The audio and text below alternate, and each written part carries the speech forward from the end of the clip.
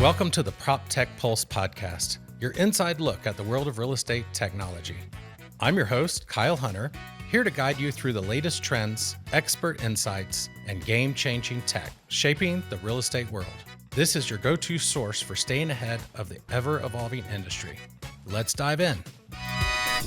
Hello, everyone. Welcome to Proptech Pulse. Today, we have a great guest, Jared Antin from Brown Harris Stevens.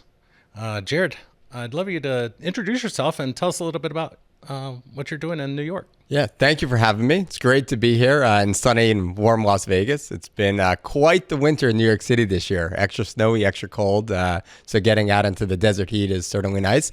I've been in and around brokerage going on 20 years. Started as an agent, ran a successful team, and then pivoted really into training and development and building brokerages. I ran my last brokerage for about 3 years, and then made the move over to Brown Harris Stevens about 8 months ago. There I work as the executive director, managing the 450 agents we have in our flagship office on Park Avenue, and really leading a lot of strategy, execution, and modernization across the brokerage. So wear a lot of hats and have a lot of fun.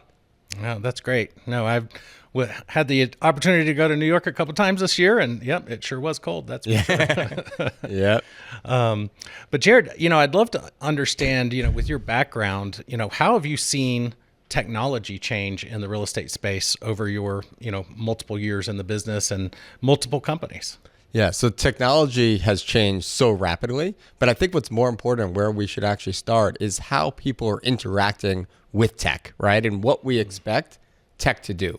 Going back 10 years, people thought technology was going to be able to save the world, disintermediate the industry, replace the agent. And reality is it's not. Newsflash, right? The reality is what's happening is technology is going to help an agent be more human, be more present with their clients, and ultimately be more successful. So I think the important thing is that technology has evolved. Technology has become so much more powerful. But what is more important is that people have evolved in how they're interacting with tech and what they believe the tech is going to be able to do for them and their clients. Yeah, no, I hear that. We actually hosted a mastermind group in New York a couple weeks ago at Inman, and there was a lot of feedback on the agents and brokerages that really utilize tech and adapt. They're the ones who are going to survive, yeah, and they're the ones who are going to thrive in those markets. And if you're not really using the technology and the new ways of doing business, you're never going to take the agent out of the business, but more of the agents that are leveraging the technology are taking more market share. Absolutely. Is that what you're finding?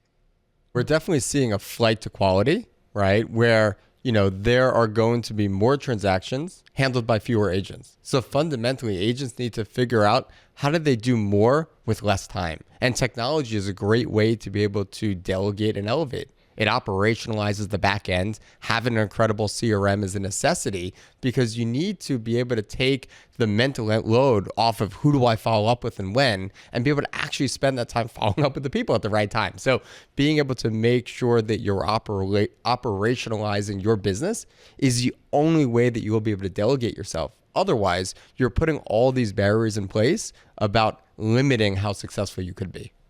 Yeah. So you mentioned CRM, and I know CRM is really kind of a standard. Everyone has to have a CRM, like it's kind of your lifeblood. But what are some other technologies and tools that you've leveraged and you feel like agents should be leveraging in today's market? Yeah. So I do want to hit on CRM for a second. Sometimes I talk to agents and they're like, well, I have a yellow legal pad or I have an Excel sheet. For the record, that is a rudimentary CRM. It still is functionally a CRM. It's just not one that is going to work for you, right? So when you look at tech, you have to be able to understand how is that tech giving you back value, right? So for me, I look at using ChatGPT and I use it in a smart way where it's helping me get 3/4 of the way down the field and I got to finish the play. I'm not taking it out of ChatGPT and, sending it or push and publish on a LinkedIn post, but I'm using it to help me formulate my thoughts. I'm someone that, was horrible writing, because to me, if there was 4 lines, I was writing 8 because something in there had to be correct. So, they say it's hard to write a short letter. So it helps me able to formulate my thoughts. I use some other tools, that help me be able to formulate graphics, or, being able to communicate my thoughts in a visual way.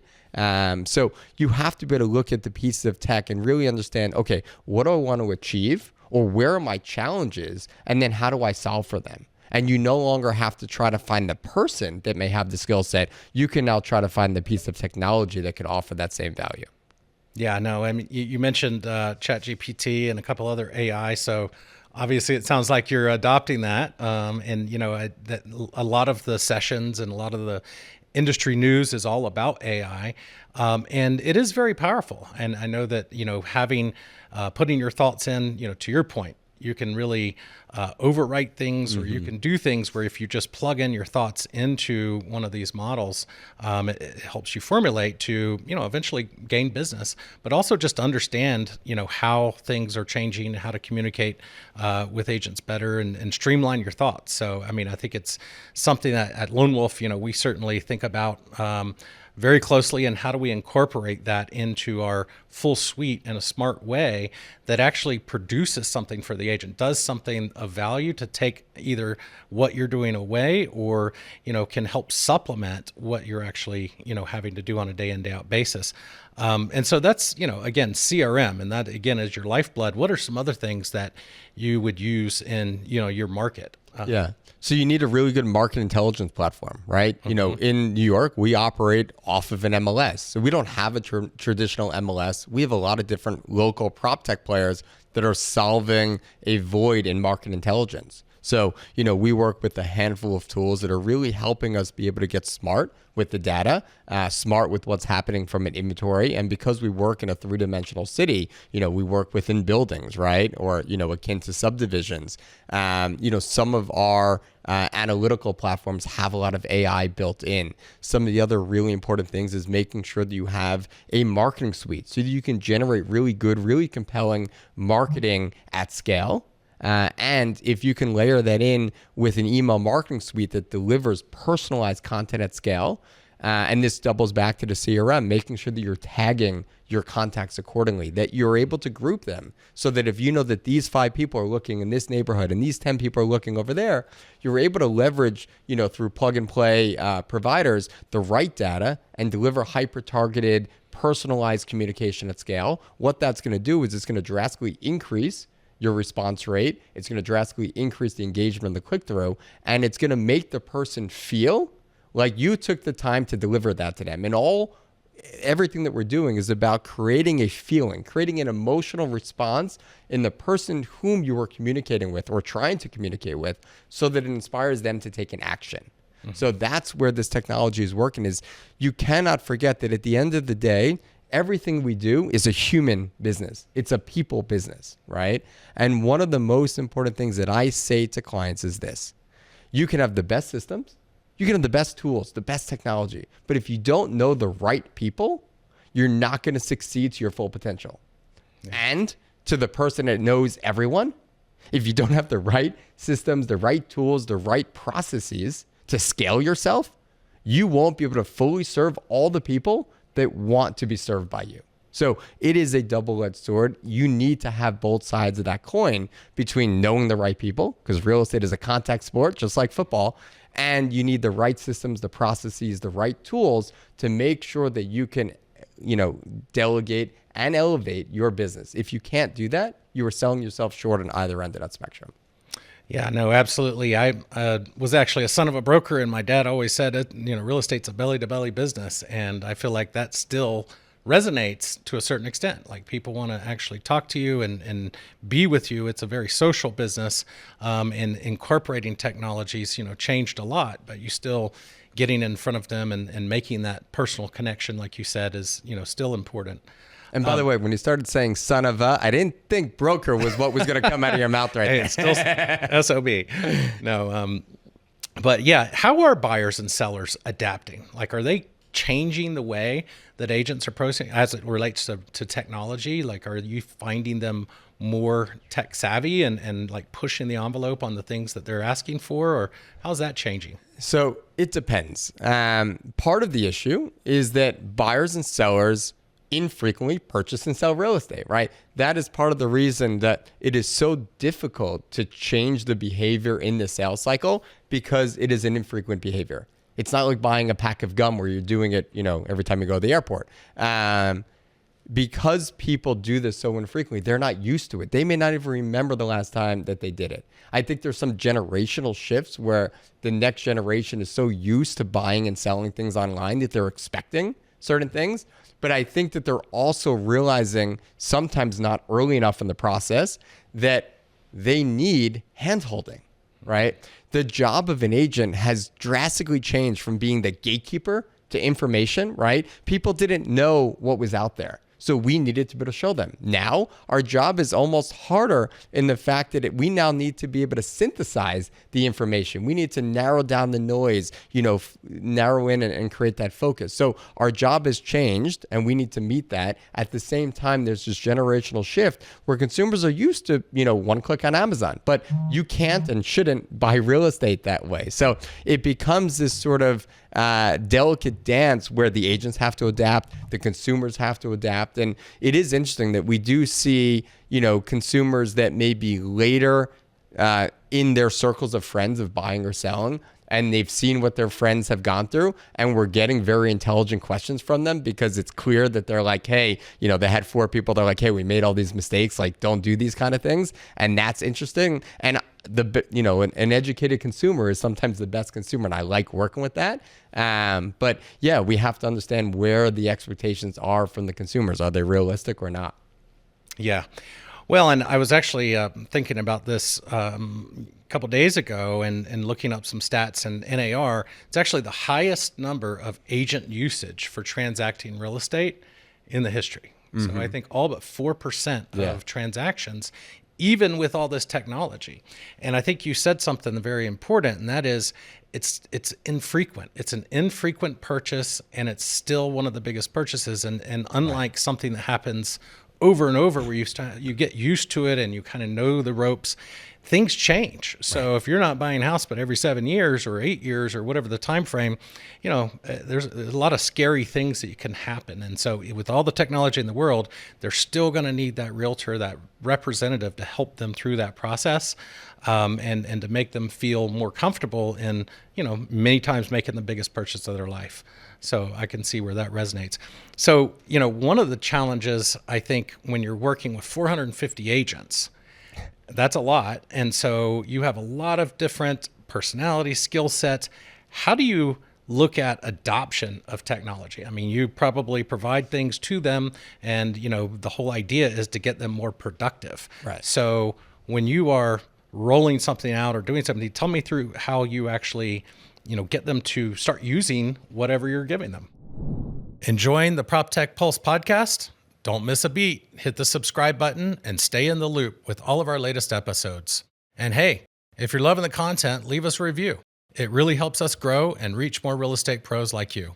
Also, don't forget to follow us on our social channels. We're sharing tips, trends, and behind-the-scenes content you won't want to miss. Find us on all the social platforms at GetElwolf.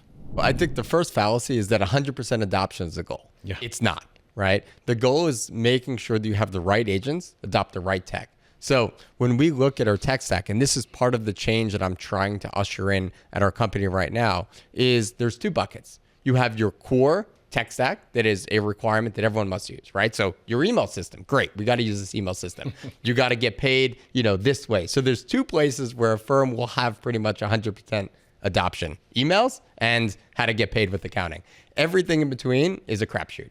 So what we look at is there's certain tech that is going to be institutionalized across the brokerage. So for instance, there's a CRM. The brokerage has one CRM that we support on an enterprise level. If other agents want to use their own CRM, they do them, right? So there's certain things that we are providing because we vetted for our agents, our situation, our clientele, that we believe that these are the best in class.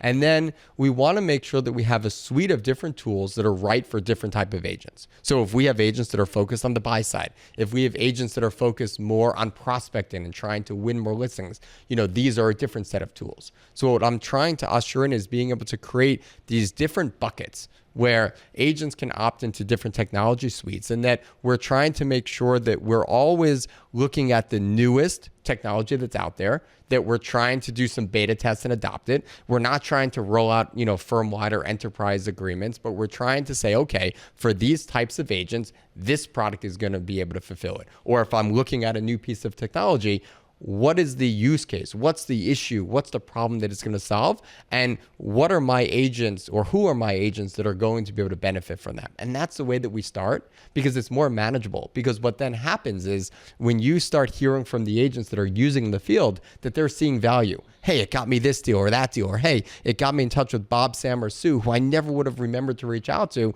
And that led me to get Sam, Sarah, or Susan. Phenomenal. And then the agents become the best sales force within a brokerage because they're raving about it. At the end of the day, managers can know the system, we can believe in the system, but we're not using it in the same way that the agents are. So if we can get a few agents out there selling it, raving about it, that's the best pathway to being able to get more adoption within the brokerage. Yeah, real estate's a very relationship-based, not only with the customer and their customers, but also with other agents. So having someone vet something for you or prove it out, that's the best way for adoption. And I guess a company like, Brown Harris Stevens with so much history, to innovate, sometimes you have people probably stuck in some of their old ways and, they're looking to make some changes, and that could be hard. So what do you think is going to happen in the next 5 years with real estate technology? Do you think there's going to be major changes, or do you feel like, it's still going to be just different flavors of what we have today with some incremental improvements? I'm first going to say I have no idea, but I can make some guesses. I think that we are seeing an acceleration of how technology is evolving, right? AI is becoming ubiquitous. But I think the biggest thing is that, you can look at AI right now and think that we're in the .com bubble, right? Because there's an AI for everything. Mm-hmm. So there needs to be, and there will be, consolidation within the AI space, right? You will start seeing applications or companies be able to absorb one another, merge together, and be able to speak together. But the question still is how do we get the value out of the information that's being processed in a digestible way that allows the recipient, the user, to take a human action? And that is the lens that I have been switching my frame of thinking to, is that every piece of technology needs to create an actionable behavior that I as a human can do to create an interpersonal relationship, an interpersonal communication, or some other action. Because again, this is a people business. I cannot sell a piece of property. I cannot build or manage a relationship without picking up the phone or some other way communicating with you. So to me, it's about how does technology put in front of you an actionable item, right? So for instance, can it go through everything and help me understand, okay, you need to call this person and say that about this by this date. And how does it then pull the information within my email or my text message or my CRM and be able to wrap it all up? So it's a matter of saying, okay, how does technology start working together? How does my CRM, my design center, my email, my e-signature platform, how does it all start becoming this super app and be able to start helping me make sure that my day is easier? Because one of the challenges, back to the previous question with adoption, is sometimes people don't just know what app do they need to go to do what. And that in and of itself can sometimes be a hindrance to adoption right there. Yeah. So that kind of leads me to going back a little bit. How do you evaluate what makes sense? There's so much noise. There's so many different tools that come along, especially now with the AI. Everyone's got something. When you sit down and do an evaluation, what's the process that you go through to see if is it something that works for you, or do you look at the bulk of your agents and say you think it's going to work for them, or talk me through how you would do that? Yeah. So first and foremost is I want to be able to meet and speak to the leadership team, right? If I understand where they're coming from, if I understand what their background and what problem they, set out to solve, that's the first place, right? The other piece is, I sit in a unique position because we don't operate in that MLS market in our core. Other of our outer markets do operate in MLS, so we're operating in both. But we need to understand, will this work in a non-MLS sort of setup? Does this work in a 3D sort of city with the high rises? So that's number two. Number three then is understanding, how is this going to play with the rest of the technology stack? Because the last thing that we want to do is roll out tech that replaces something else without good reason to do it. And layering in more is not always better. So we also want to be able to reduce the noise. So I try to understand, what is the problem that it's solving, right? Where is it coming from? And then who within the brokerage might be right for it? And then we set up small beta groups. We have those conversations. And if my agents come back and say, hey, I really see value in this, then great. I know we have something we can move forward. If they come back and say no, then no harm, no foul. Let's keep moving. But if we never try, we're never going to get better. So I always want to be out there understanding the next best thing. I always want to be out there seeing what is new, because that is the only way that you're going to get smarter, more nimble. And that's the only way that you're going to find something awesome. So what is, you mentioned the beta groups. I love that. Basically you pick some that that are going to be adapting, and you basically let them run that. What is a mistake that you see agents making when they go out and pick their own tech, or, they choose something that doesn't work for them? Tell me a little bit about that. Yeah. So they don't always know what their goals are. They certainly, in many times, don't stick with it. And the number one rule that I say about CRMs is garbage in, garbage out.